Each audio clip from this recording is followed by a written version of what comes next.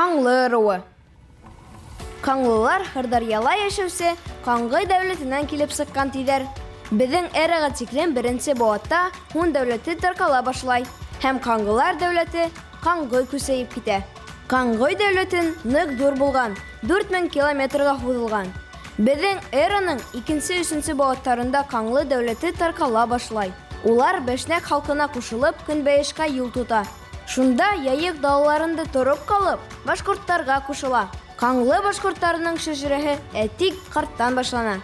Уның кыю һәм акыллы улы Балгазы була. Ул заманда ил башында Кыпсак тора, ләкин Кыпсак ханы ырыуҙы бөлгөнлөккә төшөрә. Шул мәлдә Балгазы зирәклек күрһәтә. Аҡһаҡалдар уны хан итеп ҡуйғас, ырыуҙаштарын Аслыкүл буйына алып китә. Ҡаңлылар Аслыкүл менән Кандракүл буйында, тағы ла Сәрмәсән, Өҫән йылғалары үҙенендә, Ағиҙелдең түбәнге ағымында урынлаша.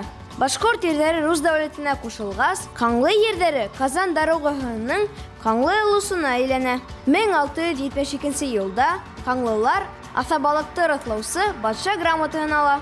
Был документта Ҡаңлы еренең сиктәре күрһәтелә. Ҡаңлы ырыуы башҡорт ихтилалдарында дәррәү ҡатнаша. Бының өсөн язаһын да ала. Уларҙың аҫаба ерҙәре тартып алына. Бигерәк тә Тев килеп үс ала. Алдап янап Ҡаңлы ерҙәренә хужа була. Ҡаңлы башҡорттары 1773-1775 йылдарҙағы крестьяндар һуғышында ла ҡатнаша. Ҡаңлы старшинаһы Минәй Солтоков Пугачевтың полковнигі була. Ҡаңлы ырыуының төп төбәге Бүздәк районы. Ҡаңлылар тағы ла Благовар, Мишкә, Дүртөйлө, Туймазы, Бәләбәй райондарында йәшәй. Ырыуҙың тамғаһы Ҡаҙаяҡ, ағасы Имән, ҡошо Торна. Торна башҡорт халҡы өсөн изге ҡош.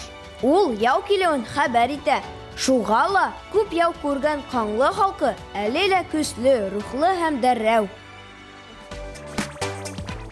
Ғаилә тамыры фотосессия. Ҡалай матур ғаиләләр йыйылған.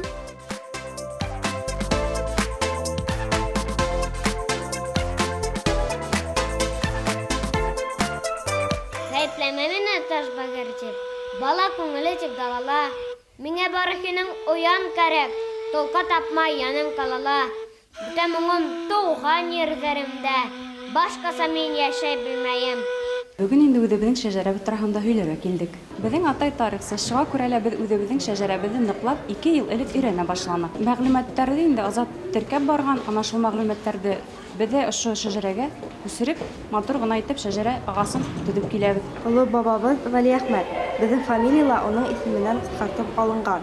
Уның улы Нуриәхмәт. Нуриәхмәттең 4 улы булған. Аларның береһе Мәсәлим. Ул минең олатайым. Минем атайым Азат Мәсәлим улы.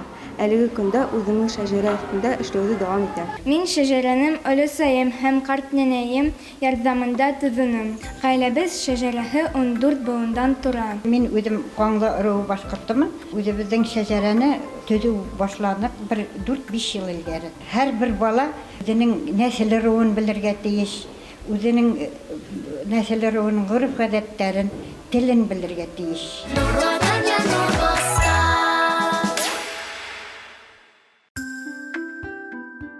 Беҙ үҙебеҙ башҡорттар, күп ырыуға баш йорттар тип Ҡаңлы ырыуы шәхесе Шәйехзада Бабич яҙған. Шәйехзада хәҙерге Дүртөйлө районы Әсән ауылында тыуған. Башланғыс белемде атаһы Указлы мулла Мөхәммәт Закирҙың мәҙрәсәһендә ала. 15 йәшендә Ҡаҙаҡ далаһына китеп балалар уҡыта. Бабич Өфөләге алдынғы уҡыу йорто Ғалиә мәҙрәсәһендә уҡый. Аҙаҡ Троицк ҡалаһында уҡытыусы булып эшләй. Шунда милли хәрәкәткә ҡушыла.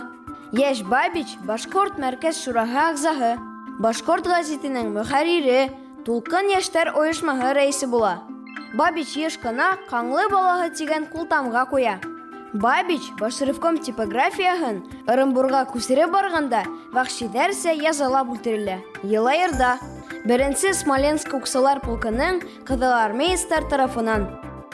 Бабич шиғырҙары, Бабич рухы мәңге йәшәй. Иң шәп ижадсы йәштәргә Бабич исемендәге премия бирелә.